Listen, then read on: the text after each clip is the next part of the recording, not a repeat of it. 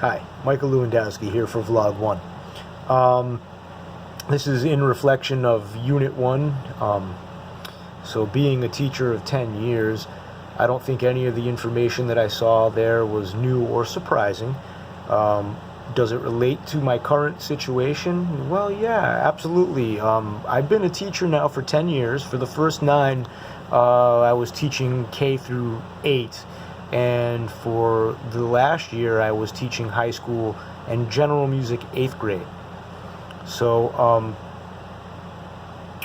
now, one of the big takeaways that I have that is the fact that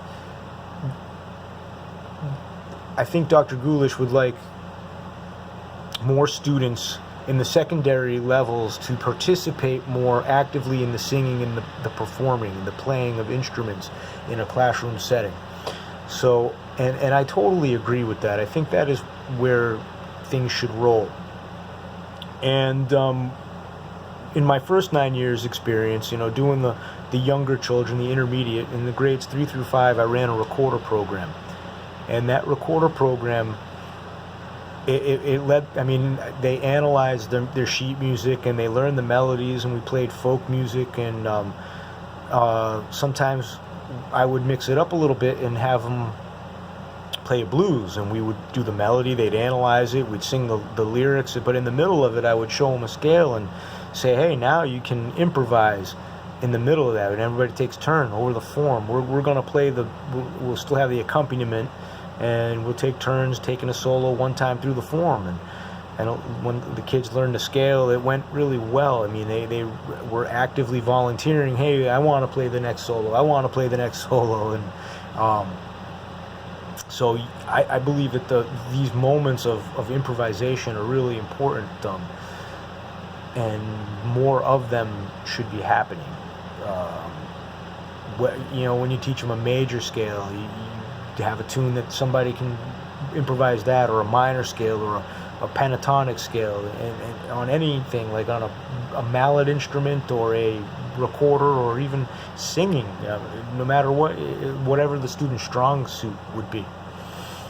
So now with the 8th graders, there was, I understand, and even with the younger intermediate group. So one of the things that Dr. Gulish mentioned was the non-music learners and the music learners. I mean, there's always going to be, no matter where you are in your curriculum or where you are in your program, whether kids are in band or in chorus, and they have to take your general course, or they come into you knowing anything or everything. I mean, I don't know. I've had students argue with me about time signatures in 8th grade, and then I've had students not even know what a quarter note is, which is all good. I mean, they're all coming from different places at different times. And so when I was doing my recorder program with my students that were in 3rd through 5th grade, sometimes you get one that transfers to your school in 5th grade, and they didn't do recorders from the school they came from. So, like, I've got students that had been playing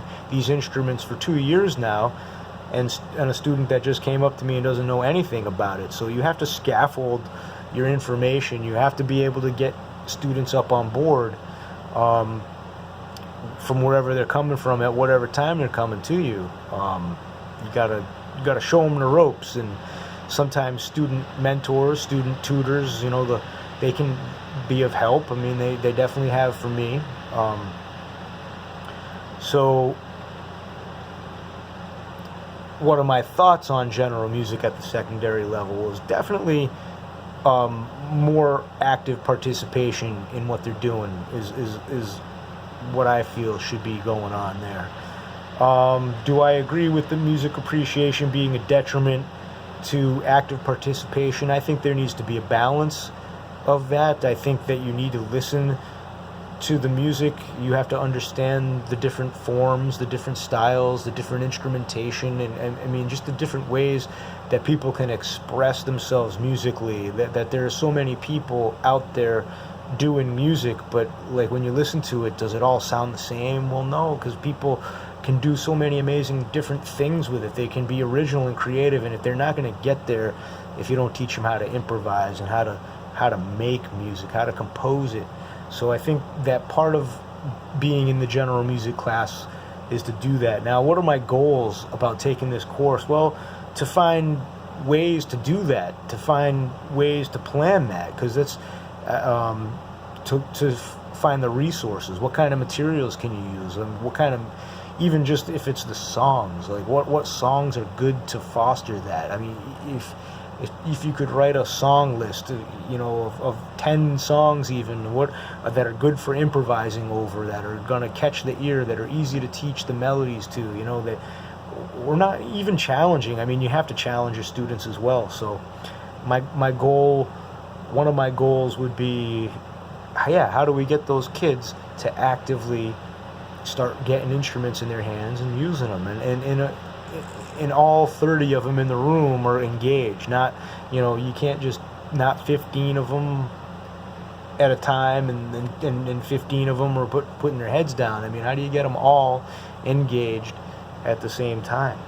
All right, well, that's one of my goals and my first vlog. Hope you enjoy it, and we'll see you on the next vlog.